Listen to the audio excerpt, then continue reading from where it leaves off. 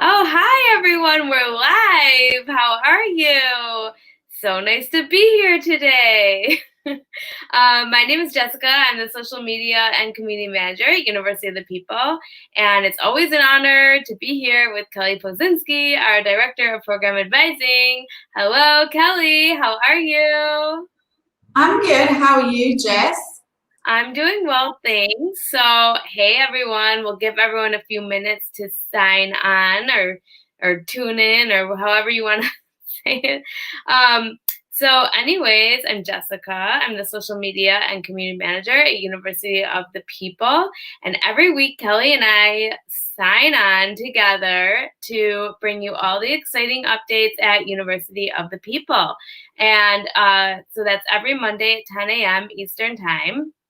Um, so in these weekly updates, we like to answer any questions you may have, cover updates, give you general tips. It's also an opportunity for you guys to engage with one another and to ask questions. If we don't cover your question during the live event, we will review and respond after. So don't be shy. Feel free to ask any questions. And if it has to do with program advising, Kelly is the go-to person for that. So it's a great opportunity for you. We just want you to know that, we understand what's happening around the world, and during these times of, these times of uncertainty, UoPeople is here for you, and we are a reliable solution, educational solution for you. Nothing at UoPeople has changed. Okay, so we ended term 1. Yay. And we are waiting to start term 2 on Thursday, November 12th. How exciting. So how has your guys' break been? Let us know in the comments. We'd love to hear what you've been up to on this break. And maybe you are a new student. Are you excited? Let us know if you have any questions. I'd love to answer them, or Kelly rather, because she probably knows the answer. And that's all I got. So, and for those applicants out there, this is your first chance to save your spot. So feel free to copy the link in the description of this event and paste it into your browser, and that will take you straight to the application page. So anyways, we have a few of them. Before we get into the live event, we do have a few live events this week coming up that I want to announce. We have one on Wednesday at 10 a.m. Eastern Time. So we will interview an instructor. Her name is Dr. Veronica Semenova from Cyprus, and she is a health psychology instructor, and she will give you an inside look into what it's like to teach at UoPeople and why she thinks UoPeople is a unique university, and I can't wait to interview her. So shout out to Dr. Semenova if you are watching. Does anyone have Dr. Semenova? I'd love to hear. Let us know in the comments. Okay, so, I'm sorry, I forgot about the next live event we have. That would be on Thursday at 10 a.m. Eastern Time with President Shai Reshef. So cool. He wants to welcome you to the new term. So how did you forget that I one, know, Jess? it was really weird. It was really weird. It was like just a moment. Yeah, I love interviewing Shai. He's super inspirational. He's done an amazing job with University of the People, so I can't wait for that one. I don't think Shai's watching, but shout out to Shai if you are. He's definitely not.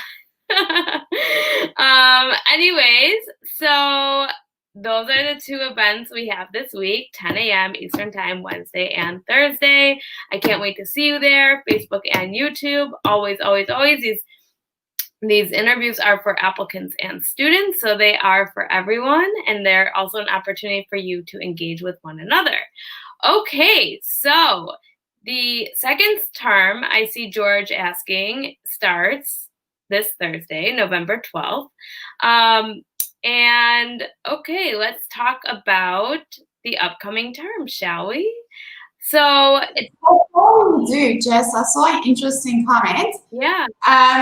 if I pronounced the name incorrectly, but Gwen Hayfar-Bell mentioned earlier in the comments that they're returning to the university and that their daughter is joining them as well, and they're both getting their health sciences Oh, that's degrees. so cool. Gwen, congratulations. We'd love to hear more. Feel free to send an email to us with more info.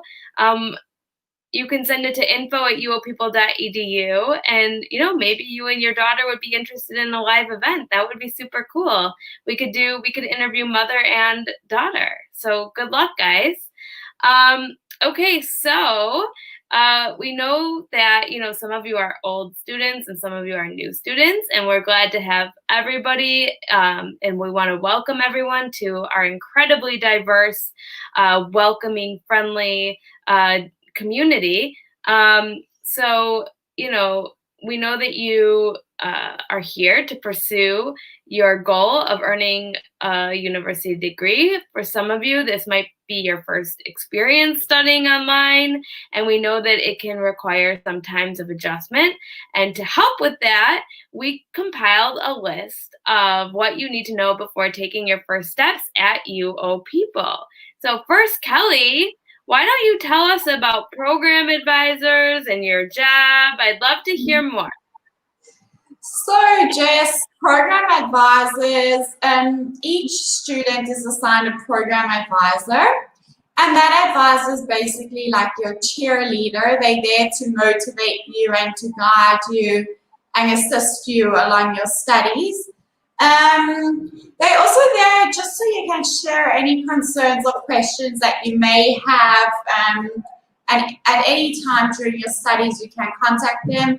Even if your concern or question is not related to your studies, they really are like your listening ear, so you can always reach out to them.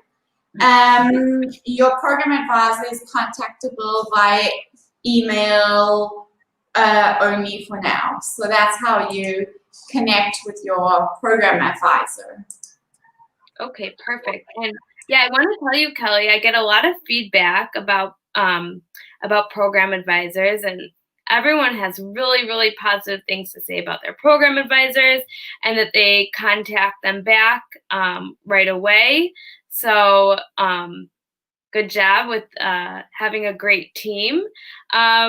Okay, so our program advisors are very helpful, as discussed, and our students, they really speak positively about them. So I would love to hear your positive experiences with your program advisors. So feel free to leave them in the comments below. And okay, so since we are an online university, how do students communicate with the different offices at UoPeople? So, Jess, from the day that you become a student or even an applicant, you will receive emails from different departments in the university, and these emails all have the main aim to keep you informed and updated with any information. Now, it's important to remember that you may get many emails, but you should treat each one with importance because you never know what could be inside. So I suggest reading the emails carefully and thoroughly, and paying attention, and also any updates or changes in instruction will be given to the students via email. Now, of course, if you have any questions, you don't understand the email, or something's not clear to you, the student can still reach out to their program advisor for further clarification. Okay, great. Okay, so just out of curiosity, when does the learning week start at UoPeople? We have students from all over the world, so we get that question a lot. So can you please clarify, Kelly? So, Jess, the learning week starts. Jess? Yeah. Oh, I thought you couldn't hear me. The learning week starts just after midnight on Thursday, so that's 12:05 UoPeople time, which is GMT -5. and it ends the following week, Wednesday at 11:55 UoPeople time. So as I said, it's important for us to mention and for our students to know that the University of the People time is GMT -5. And if the student's not sure of the time, they can always log onto the learning platform, and the clock is in the top left-hand corner. It's important that you pay attention to the clock and you know what's going on and that your time zone is correct, because we have a strict no late work policy. So if your assignments or written journals will not be in on time, they won't be accepted. So my suggestion is make yourself familiar and get to know the UoPeople time. If you're still not sure, contact your advisor and ask them for help. Okay, great. Thanks for sharing, Kelly. I think that will clear up some questions that we usually get. Also, some people say, or some students say, that the first term is the most challenging. Not to scare anyone, but why is that, Kel? And what can people do to, combat that challenge? So, Jess, I think that learning online is a big concept to most people. I mean, now, more because of COVID, like learning has been taking place online, but it is still an adjustment. You have to also get yourself ready for all the different processes and course requirements that may come your way. And also, like the learning week, you have to adjust yourself to. So it's 1 week where you have whatever you are required to do in that week. And it may be stressful at first because maybe you're used to deadlines that have a longer timeline, and now you have deadlines that have 1 week. Also, for the courses, Jess, each learning week is 8 weeks long. So that's how long the term is. And you will only be students can only access their courses from the first day of the term. Okay, fantastic. And what is the academic calendar? Can you please tell us a little bit about that and how it can be useful for our students? So just the academic calendar, students and applicants can access it on our website, and it contains all important information, like when registration opens, when exam period is, when's the drop or withdrawal deadline. You can also find the electronic version of our calendar, as I said, on the website, and you can add it to Outlook, your iCloud, or Google. So it's important to pay attention so you know what's happening on the relevant dates. Okay, great. And what about the self-service portal? What do our students need to know about that? So the self-service portal is basically like a portal that our students access. It's very user-friendly. Some of the apps that you can find on the portal are like the My Courses app, the payments app, our social media apps you'll find on the portal. So to access the portal, you use your email address and password, and yeah, that's how you access the portal. Just it's very user-friendly, so students can navigate it easily and find what they're looking for very easily. Okay, yes, we have a lot of great feedback about the student portal, that it's very user-friendly, it's designed well, so enjoy. Okay, so what is the Online Student Writing Center and the Peer Assessment Office? So, Jess, these are resource centers that are available for our students through our online learning platform, and students can gain very useful knowledge from these tools. So I really encourage all of our students to visit these resources if they have not yet, because it will help them boost their studies and improve their. Not sure what to say. The dog is barking. You're going to have to stop. We're in the middle of a live event. Okay, so you were done with that part, right? Yeah. He knew we were in transition, so that's why he's barking. So sorry, guys. Okay, anyway, so then we have, of course, Yammer. So we are an online university, and we try to provide you guys with as many tools as possible to engage with each other. So why don't you tell us a little bit about Yammer and how that helps students engage with each other? So just Yammer is like our internal social media channel. If you want to connect with your peers and meet other people that study around the world, then I suggest that you log into Yammer and connect with fellow students. It really is a good opportunity for our students to network and to get to know other students who could be in close surroundings. Okay, great. And are there any other helpful resources that our students should know about?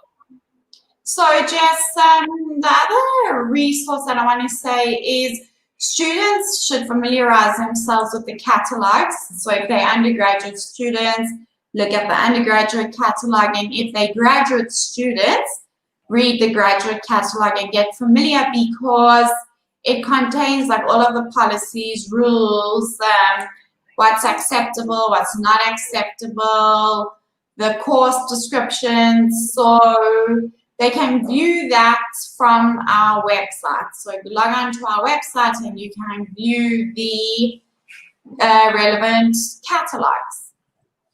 Okay, perfect. I see a comment from Debbie. Debbie, I see your comment, and I'd love for you to private message us your email address so we can look into your case.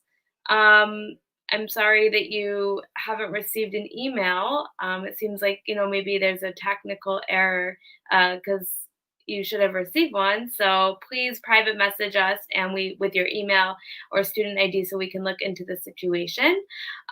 Okay, sorry guys. So just didn't want to forget Debbie's comment. Okay, so any other tips you might have for new students? Sorry, Jess, I was trying to look up Debbie to see where she stands. When my alarm clock's going off, it's just tips that I would have is for our new students is you have a few more days until term 2 starts. Try to set yourself a schedule, a routine, so when the new term starts, you're not feeling overwhelmed. You kind of have an idea of how your days and learning weeks are going to work. So that's my tip. Okay, I love that. Okay, so guys, thank you so much for tuning in. I can't wait for you guys all to start on November 12th. Enjoy your last few days of freedom. And that's all we got. So I will see you on Wednesday at 10 a.m. Eastern Time when I will interview our course instructor. And then, of course, on Thursday when I interview President Shai Reshef, who is the man of the university. He is the man. He is the president of the university. He is the president of the university. Thank you. He is the big guy, the big boss. So anyways, guys, thank you so much. Any questions, you can email your advisor or admissions@uopeople.edu, or you can private message us on social media. If you don't follow us on Facebook, Instagram, Twitter, YouTube, LinkedIn, please do. We post a lot of really great content on there. And that's all I got. So thank you, Kelly. Jess, I just want to answer one of the questions here. you're Dan, you're Danov, because I see they keep asking, so what happens when a proctor is missing? So if your proctor is missing, your registration will get cancelled for the term. So if you had an open registration for term 2, for example, and you didn't assign a proctor or it didn't approve the request, the registration will get cancelled. Now speaking, I just quickly want to touch on proctoring options. You have 2 options as a proctor. The first is offline proctor, and the second is an online proctor, which is a third-party proctor and use service that we have. For this, you require certain things like high-speed camera, fast internet, etc. But those are the 2 proctoring services, and that's what will happen if your proctor is missing or doesn't confirm. So thank you, Jess. All right, so there we go, proctor information. Okay, guys, so thank you so much for joining us. I really appreciate it. Where do I find info about this university? Eduardo, you can go to www.uopeople.edu. That is our website. And there's a lot of useful information on there. And let us know if there's anything else you want to hear. We'd be happy to provide that information for you. Okay, all right, I'm going to end this. Thank you so much, everyone. Have a wonderful day. And thank you, Kelly. Thank you, Jess, and we'll see you next week. Yeah, see you next Monday at 10 a.m. Eastern Time. Bye. Bye.